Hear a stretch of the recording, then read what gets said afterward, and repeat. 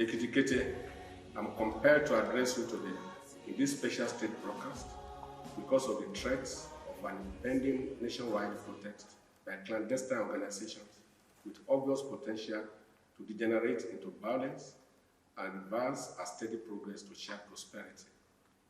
As your Chief Security Officer, I have the primary duty to ensure your safety and well-being at all times. This we have been doing since our assumption of office. Whereas our Constitution grants all citizens the right of freedom of expression, including the right to hear their views freely, it is therefore expected that a protest will be conducted under a peaceful atmosphere without recourse to any violent disturbances to other citizens who also enjoy their inalienable rights to unhindered movement and life. It is the least expected that before any protest of this magnitude will take place, the concerned persons will have sought to dialogue and engage with the appropriate authorities on their areas of concern. This is the hallmark of democratic parties globally. Protests should not be the first and only channel of engagement. As a government, therefore, while we are not averse to free expression of opinions and displays over socio-economic issues, we sincerely believe it should be after due consideration of all overall security implications of such a protest. In Ekiti, our government has always accorded you, the people, all the respect and dignity befitting of citizens, and we have always engaged with you through different channels of communication that we have created, including direct interaction with Ekiti people from time to time. As a result, we are well acquainted with your daily difficulties in the face of these current economic challenges that affects everyone, including government institutions, which is a global phenomenon. While protest is a legitimate way of addressing the attention of the authority to the challenges that citizens face, we must be honest to acknowledge that protest, violence, and disruption in the economic life of our country at a time like this can be counterproductive now that everything is being done to reset the economy to productivity through different fiscal and monetary measures that are already showing early indication of success, and we cannot afford a rollback of the present gains. As a people, we cannot also afford another expensive destruction of our economic base as we did in 2020 during the NSAS protest that led to the destruction of many private and government infrastructures. Multi-million naira businesses were completely ruined and the owners destroyed forever. Till today, the Ekiti Emergency Management Agency's storeroom and other government institutions remain in ruins because of the arsons and looting that were visited on the state by the progressive elements masquerading as protesters. Many of our silos, which serves as national strategic reservoir for food and seedlings, were burnt, looted, and vandalized. Government is still struggling with replacing or repairing this infrastructure, even in the face of scarce resources. It is for this that I want to sincerely appeal to our people not to fall into the agenda of those who might just be interested in wreaking havoc while pretending to be fighting for the interests of the ordinary people. A lot of field columnists are trying desperately to weaponize the current economic crisis for their own destructive agenda.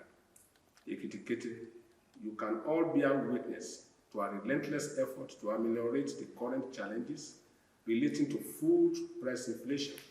We feel the pain of the high cost of food, transportation, and indeed other basic needs of the average man. As a result, we have tried to lessen this by continuously ensuring our workers are paid on time, even before the due dates. We have also been paying wage awards to all government workers and retirees in addition to other welfare packages for the citizens. Even though the spiral economic impact of these interventions is enormous on the economy of Ekiti State, the truth remains that the majority of our people are self-employed. It is for these reasons that we have undertaken different palliative measures across the states to many of the eligible people based on different criteria for each batch. Indeed, We are not in any way deluded that food handouts would be the magic bullet to end the food-related inflation. More and abundant production of foodstuff is the golden bullet to fight food poverty, and government has put in place various measures to ramp up food production in the state through the Ministry of Agric and Food Security and the renewed hope agenda of President Bola Ahmed Tinubu. It is in the realization of this that we are investing in an unprecedented level in agriculture.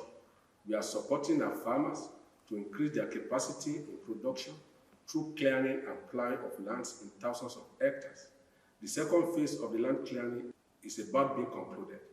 We are not only clearing and plowing for our farmers, we are also providing them free and subsidized seedlings, fertilizers, and other farm implements. Yesterday, we flagged off the Livestock Productivity and Resilience Support (LPRESS) program to ramp up livestock productivity in Ekiti State. This will boost livestock farming in the state. And because we understand that infrastructure in terms of road access affects food supply and distribution, we have just awarded, in conjunction with the World Bank, some rural roads contract worth 17 billion naira across the state. While the next phase will come on board soon, we expect to construct 1,000 kilometers of rural roads across the state before the expiration of the program. This will ensure the bountiful harvest that is expected in the next 1 year will have quick and easy access into the market. Our government is also working with stakeholders to eliminate the exploitative business of the middlemen in the agri-distribution chain. This will ensure that the farmers are not ripped off and the price gouging are eliminated. All these steps are the real and enduring solution to the food inflation challenges that we are facing in our country. Nothing much will change by blocking roads and prevent distribution of goods and services. Instead, it will aggravate poverty and sorrow. It will worsen the situation as it did in 2020 when we had to slip into deeper economic recession as a result of the combined effect of COVID-19 pandemics and the end-sans wanton destruction of economic infrastructure across the country. On our part, we want to assure our citizens that we are more than resolved to protect our state and to ensure no breakdown of laws and order. The security agencies will be on high alert and will not allow anybody to bloodstain our immaculate name as a peaceful and progressive state. I therefore want to appeal to parents and guardians, our traditional rulers, and religious leaders to appeal to the youth not to submit themselves to the evil merchants who want to use them to cause violence in our state, as protest can easily be hijacked by hoodlums.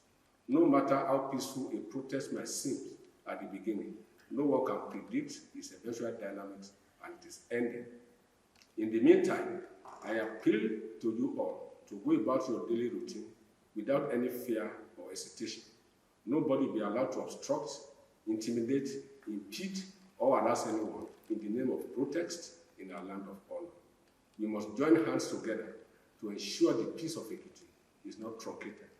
May peace continue to flourish in our land, and may you all prosper. Thank you for your attention, and God bless you.